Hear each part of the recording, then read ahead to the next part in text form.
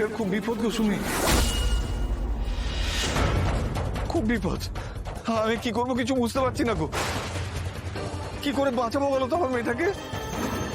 কি হয়েছে কাকু, কি হয়েছে খুলে বলো, ঠিক করে বলো আমাদের। ও তো বললো যে ও খুব বিপদের মধ্যে আছে, ওকে বোধহয় কেউ ধরে নিয়ে গেছে। কিন্তু তারপরে তো ফোনটা কেটে গেল।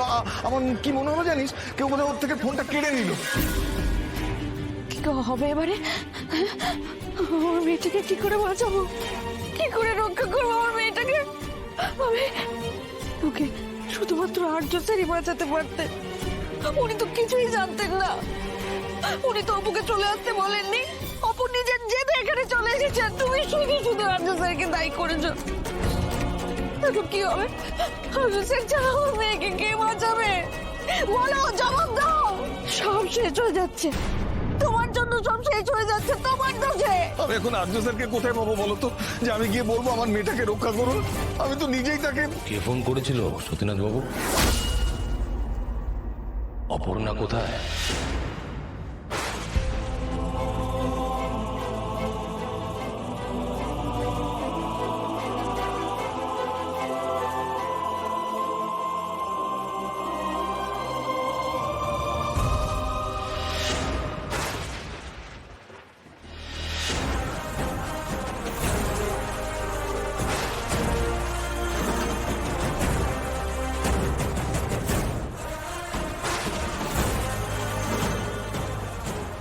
স্যার,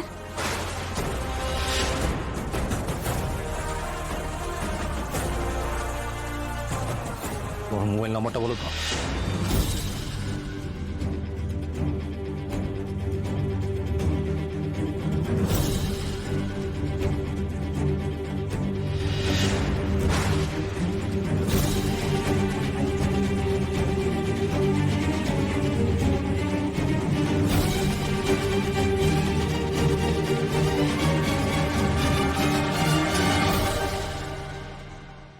স্যার, স্যার আমার ভুল হয়ে গেছে স্যার। কি করছো? আমার ভুল হয়ে গেছে।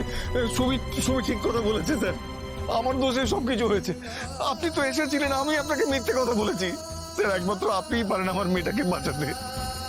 আমাকে আমাকে ক্ষমা করে দিন স্যার। প্লিজ আমার পায়ে হাত দেবেন না, প্লিজ। ক্ষমা করে। দেখুন, আপনি আমাদের সম্পর্কটা মানুন বা না মানুন, আমার তাতে কিচ্ছু যায় আসে না।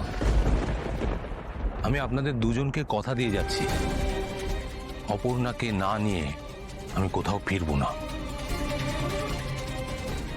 মৃত্যুই পারে একমাত্র আর্য সিংহ রায়ের থেকে। এটা তাহলে শ্রীনাথের গাড়ি, লোকেশন তো এটাই বলছে। ডোন্ট ফেরি অপর্ণা, আমি তোমার কোনো ক্ষতি হতে দেব না, কিছুতেই নয়।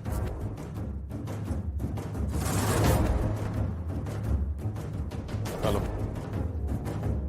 আমি আর্য সিংহ রায় বলছি। আমি একটা লোকেশন পাঠাচ্ছি, সেখানে ফোর্স পাঠানো। Ready sir.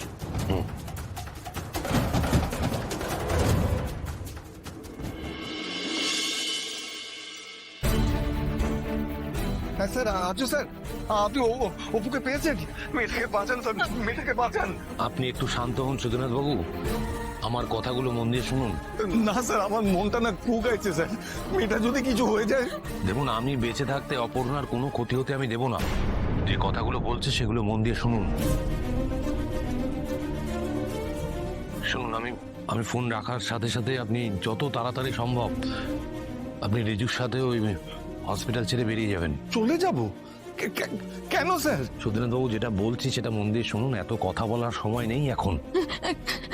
স্যার, ও আর্য স্যার, আপনি শুধু বলুন আমার মেয়েটা ঠিক আছে, অপু ঠিক আছে, এইটুকু শুধু বলুন। শুনুন, আমার কথাটা শুনুন। অপর্ণার জন্য আপনারা যাতে আবার বিপদে না পড়েন, তাই জন্য আপনারা ওখান থেকে যত তাড়াতাড়ি সম্ভব বেরিয়ে যান। আপনি রিজুকে একটু ফোনটা দিন। এই কথা বল আর্য স্যার, কথা বল।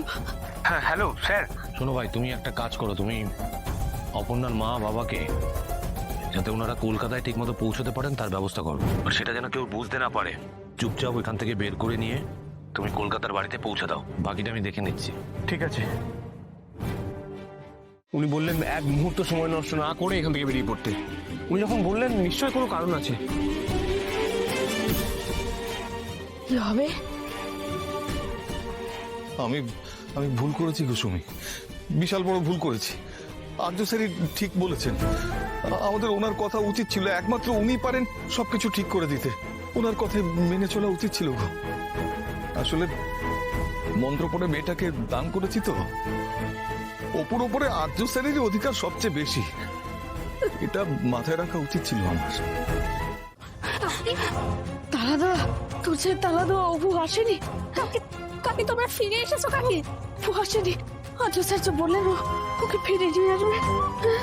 কি হবে? শুনি শুনি শোনো শোনো না, শোনো, দেখো আমি না অনেক সময় রাগে দুঃখে ক্ষোভে অনেক কথা বলে ফেলেছি, কিন্তু তুমি ভেবে দেখো সববারই কিন্তু আর্য স্যারই অপুকে ফিরিয়ে নিয়ে এসেছেন। আমি অনেক ভুল করেছি, ভুল ভেবেছি, কিন্তু তুমি তুমি সবসময় ওনাকে ভরসা করেছো। এখনো ওনার উপর একটু ভরসা রাখো না সুমি। আমার মন রাখতে এগুলো বলছো না? আমার মন রাখতে? না গো সুমি, না, আমি নিজেকে বুঝিয়েছি, বিশ্বাসে মিলায় বস্তু। আমি ওনাকে ভরসা করছি সুমি, আমার মন প্রাণ সবকিছু দিয়ে ভরসা করছি। আর ঠাকুরের কাছে প্রার্থনা করছি আমার ভুলের শাস্তি যেন আমার মেয়ে জামাই কখনো না পায়, আর্য স্যার যেন ওনার কথা রাখতে পারে। তুই আমার মাথায় হাত দিয়ে দিবি খাও, বলো যে আর কোনোদিন ওদের আলাদা করতে চাইবে না। তুমি যতবার ওদের আলাদা করতে চেয়েছো ততবার অপু বিপদে পড়েছে, তুমি বোঝো না? মাথা দিবি খাও, মাথা দিবি খাও, বলো ওদের আলাদা করতে চাইবে না, কোনোদিনও না, কোনোদিনও না। এখন এখন এসব কথা থাক না কাকি, চলো একটু একটু ভিতরে গিয়ে বসো, মাথা ঠান্ডা করে একটু শান্ত হয়ে বসবে, চলো।